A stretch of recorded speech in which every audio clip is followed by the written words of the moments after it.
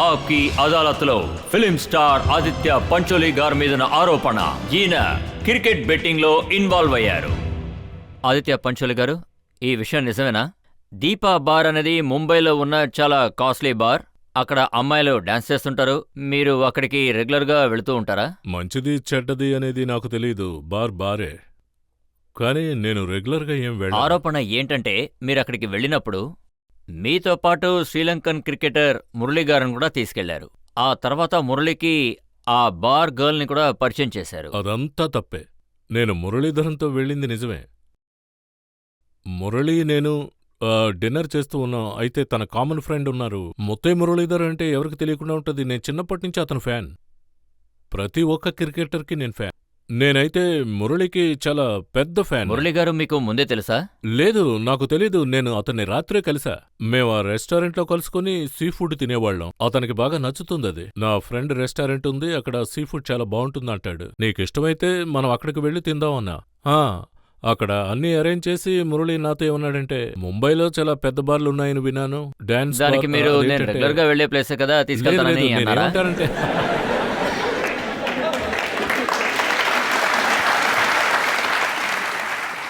లేదు, నేను అలా చెప్పలా. నేను ప్రారంభం నుంచి చెప్పా.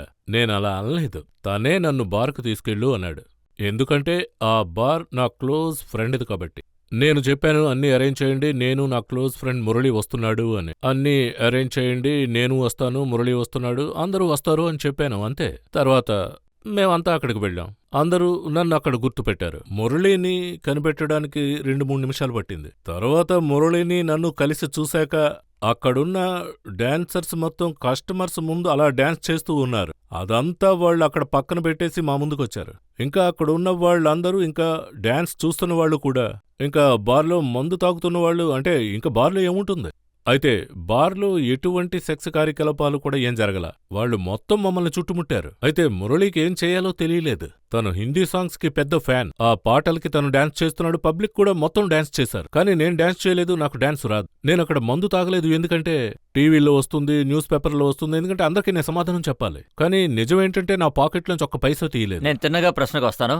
అక్కడ తరుణం అనే ఒక బార్ గర్ల్, ఆ అమ్మాయి వాళ్ళ ఇంట్లో పోలీసులకి 22 లక్షల రూపాయలు దొరికింది. పోలీసు ఆవిడ్ని కస్టడీలోకి తీసుకున్నారు. ఆవిడ ఇంట్రాగేషన్ జరుగుతుంది. అప్పుడు మీరు ఆవిడ్ని వెళ్లి కలిశారా లేదా? అసలు నాకు ఆ అమ్మాయి ఎవరో కూడా తెలీదు. మేబీ తను అక్కడ ఉండుండొచ్చు, అందులో పనిచేసి ఉండొచ్చు, లేదా ఎవరైనా అయి ఉండొచ్చు. కానీ అక్కడున్న వాళ్ళు ఎవరు ఏమంటున్నారంటే, అక్కడికి వెళ్లి డ్రింక్ చేయలేదు, డబ్బులు కూడా ఖర్చు పెట్టలేదు. అదే మాదిరి ఒక్కరు కూడా మా దగ్గర ఆటోగ్రాఫ్ తీసుకోలేదు. మురళి అక్కడికి రావడానికి కారణం ఏంటంటే, బికాస్ అతను కొంచెం రిలాక్స్ అవడానికి. తనేదో ట్రీట్మెంట్ కోసం అక్కడికొచ్చాడు. తర్వాత పబ్లిక్ 10 నిమిషాలు ఉన్నారు. తర్వాత అక్కడి నుంచి మేము బయలుదేరి వెళ్ళిపోయాం. అదే ఆరోపణ ఏంటంటే, ఆ బార్లో మీరు మురళికి తరుణంని పరిచయం చేశారు. ఆ తర్వాతే క్రికెట్ బెట్టింగ్ విషయం మొదలైంది. ఇదంతా తప్పు సార్. నేనెందుకు మురళికి తరుణంను పరిచయం చేస్తాను? నేనేమన్నా బ్రోకర్నా? నాకు వేరే పని లేదా? నేనేమన్నా వాళ్ళకి మిడిల్ మ్యాన్నా? ఇది నా కుటుంబం, ఇది నా ఫ్యామిలీకి సంబంధించింది. ఇది మీడియా చెప్తుంది. మేమిద్దరం తరుణంతో కలిసి ఉన్నామని, చాలా చాలా చేశామని ఇదంతా కూడా చెప్తుంది. దీనివల్ల మ్యాచ్ ఫిక్స్ చేసి డబ్బొస్తే మేం తీసుకుంటామా? ఇదేనా మా పని సార్? నేరారోపణ ఏదైనా చేసేయచ్చు. ఎవరి మీదైనా ఏ నేరారోపణన్నా చేయొచ్చు. ఒసామా మీ బంధువు అనొచ్చు. అంతలో మీరు ఒసామా బంధువు అయిపోతారా ఏంటి? ఆదిత్య గారు, ముంబై పోలీస్ రిపోర్టర్స్కి, మీడియా వాళ్ళకి ఏం చెప్పారంటే, ఆదిత్య పంచోలి గారు మురళిని తరుణంకి పరిచయం చేశారు. అవును, ఆయన క్రికెట్ బెట్ లో ఇన్వాల్వ్ అయ్యారని తరుణం గారు కూడా చెప్పారట. ఇప్పుడు తరుణం స్టేట్మెంట్ తీసుకుంటే అసలు పోలీసులు ఏం చేసినట్టు? తరుణం స్టేట్మెంట్లో ఏముందంటే, పోలీసులు నన్ను అడిగారు, పోలీసులంటే నాకు ఎంతో భయం అనే ఉంది అందులో. అందరూ పోలీసులకు భయపడాలి, వాళ్ళకి మర్యాద ఇవ్వాలి. తరుణం ఏంటంటే, ఆ స్టేట్మెంట్లో అసలు ఏం రాసుంది అంటే, నాకసలు ఆదిత్య పంచోలి ఎవరో తెలీదు, అలా అని ప్రెస్లో చెప్పింది, ఇంకా టీవీల్లో చెప్పింది. నేను టీవీ చూడలేదు, ఎటువంటి ప్రెషర్ నా బుర్రకి ఎక్కలేదు. తనేమందంటే ఆదిత్య పంచోలి నాకు తెలీదు, మురళి కూడా తెలీదు అనే చెప్పింది. ఈరోజు మురళి స్టేట్మెంట్ కనుక చూస్తే మీరు, అతని రిటర్న్ స్టేట్మెంట్ కూడా వచ్చింది. ఏంటంటే, నేను ఆదిత్య పంచోలిని ఒక్కసారి కలిశాను, ఆ విషయం నేను ఎప్పటినుంచో చెప్తున్నా.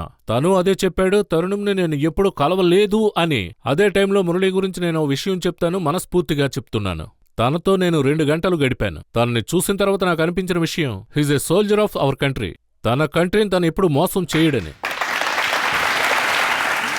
ఇది నా పర్సనల్ ఫీలింగ్. అసలు లోపల ఏం జరిగిందనేది అది పోలీసులు తెలుసుకోవాలి, ఐసీసీఐ తెలుసుకోవాలి, ఇంకా అథారిటీ కూడా తెలుసుకోవాలి. నాకు తెలిసిన విషయం నేను మీతో చెప్తున్నా. సరే మీరు చెప్పండి, ఆ రోజు మీరు మురళి గారిని కలిశారు, ఆ తర్వాత మీరు మురళిని కాంటాక్ట్ చేశారా? తర్వాత ఇంకో విషయం సార్, ఈ మొబైల్ ఫోన్ ఎప్పుడొచ్చిందో అది మన ముంబైకి, ఓకే, అప్పటినుంచి నాది ఒకే నెంబర్. నా నెంబర్ నేను మురళికి ఇవ్వలేదు, మురళి నెంబర్ కూడా నేను అస్సలు అడగలేదు. తర్వాత నేను మురళిని కలవలేదు. మురళి స్టేట్మెంట్ చూసిన తర్వాత నేను అతనికి జ్ఞాపకం వచ్చాను. అదేంటంటే ఆదిత్య పంచోలి అనే యాక్టర్ని కలిశానా అన్న ఆదిత్య విషయం. పంచోలి గారు ఏంటి నన్ను ఇలా ఇరికించారని ఆయన బాధపడుతున్నారు. నేను ఇదే కదా చెప్తున్నాను.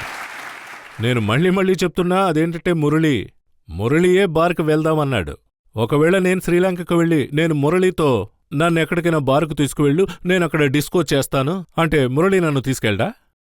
అతను నా గెస్ట్, నేను అతన్ని స్వాగతించాలి. అదేమన్నా ప్రైవేట్ ప్లేసా ఏంటి? వీళ్ళే వెళ్ళాలి వీళ్ళు వెళ్ళకూడదు అనడానికి అది అంత ప్రైవేట్ ప్లేస్ కదా. తను ఎక్కడికైనా గుడికి తీసుకువెళ్ళాలి అంటే తనని గుడికి తీసుకువెళ్తాను కదా. ఇప్పుడు ఇందులో మీరు మురళి వల్లే ఇరుక్కున్నానని మీకు అనిపిస్తుందా? అంటే నేనిప్పుడు ఇంకో మురళి అవుతున్నా.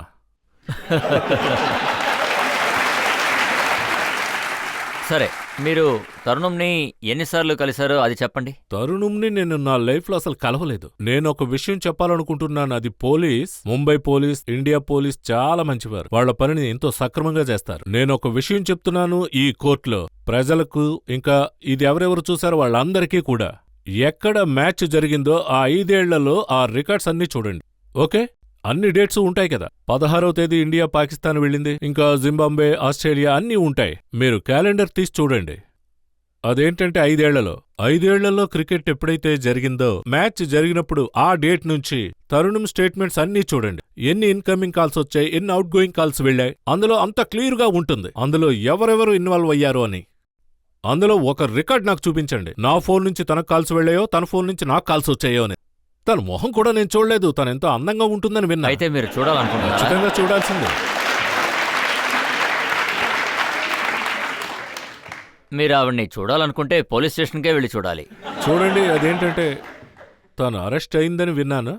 ఇది ఇన్వెస్టిగేట్ చేసిన తర్వాత పోలీసులు డిసైడ్ చేస్తారు. మన దేశం లా చెప్తుంది తను ఇందులో ఇన్వాల్వ్ అయ్యిందా లేదా అని. అది తప్ప నాకింకేం తెలీదు. నిన్న ఇంకో వదంతు కూడా వ్యాపించింది మీడియాలో. ఆదిత్య పంచోలికి పోలీసుల నుంచి ఇంకా సమన్లొచ్చాయని. దేవుడా, రాసే ముందు ఏమన్నా చూసి రాయండి. పోలీసుల నుంచి నాకే సమన్లు రాలేదు, నన్ను విచారించలేదు కూడా. ఇంకా పోలీసులు నన్ను పోలీస్ స్టేషన్కి తీసుకెళ్లేదు, వాళ్ళు నాకు సమన్లు కూడా ఇవ్వలేదు. సమన్ ఇష్యూ అవడం అనేది అది కోర్టులోనే, అది కూడా కేసు రిజిస్టర్ చేసిన తర్వాతనే.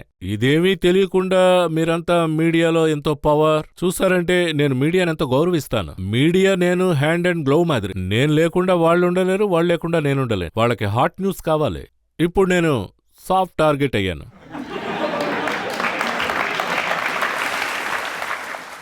మీరు మీడియా వాళ్ళకి వెంటనే హాట్ న్యూస్లు ఇస్తున్నారే. చెప్పింది కూడా నిజమే.